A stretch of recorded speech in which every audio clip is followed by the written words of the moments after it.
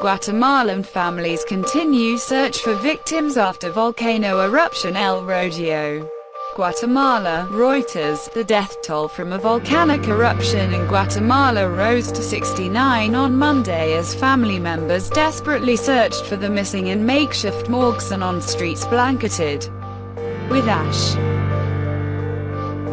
Guatemala's National Disaster Agency, CONRED, increased the death toll as more bodies were pulled from the debris around the village of El Rodeo, which was hard hit by the eruption.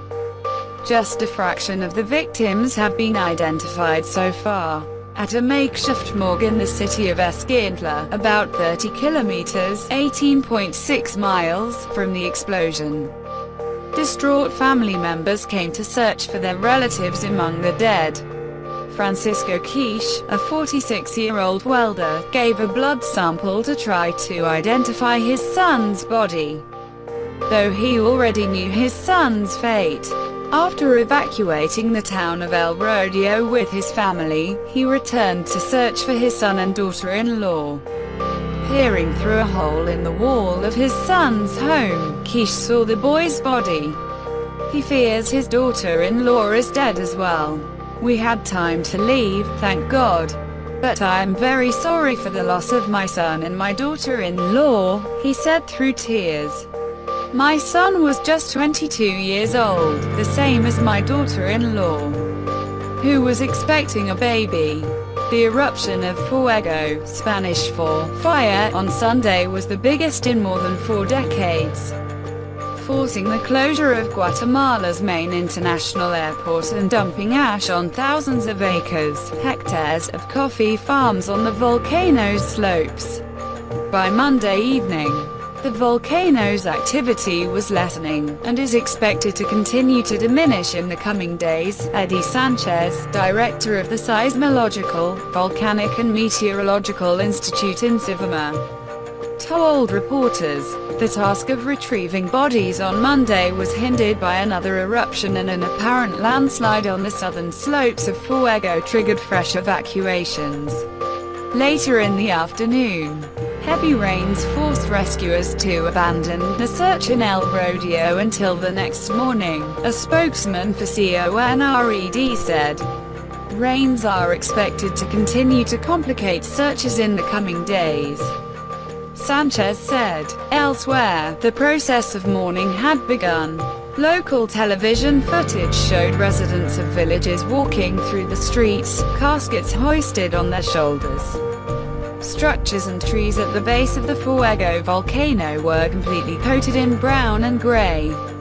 Armed soldiers donning blue masks kept watch at a badly affected neighborhood that had been cordoned off, Reuters photos showed. As late as Monday afternoon, the volcano continued expeaking a dark cloud of gases and rocks. A police officer stumbles while running away after the Fuego volcano spewed new pyroclastic flow in the community of San Miguel Los Lotes in Esquintla, Guatemala, June 4, 2018. Reuters. Luis Echeverria. Fuego, one of several active volcanoes out of 34 in the Central American country, is near the colonial city of Antigua, a UNESCO World Heritage Site that has survived several volcanic eruptions. The latest activity is mostly on the far side of the volcano, facing the Pacific coast. The eruption on Sunday sent columns of ash and smoke 6.2 miles (10 kilometers) into the sky, dusting several regions with ash.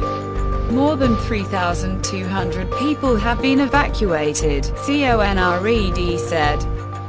CONRED shared a photo showing the flows of gas and mud sweeping down a mountainside and across a broad valley, engulfing a small village.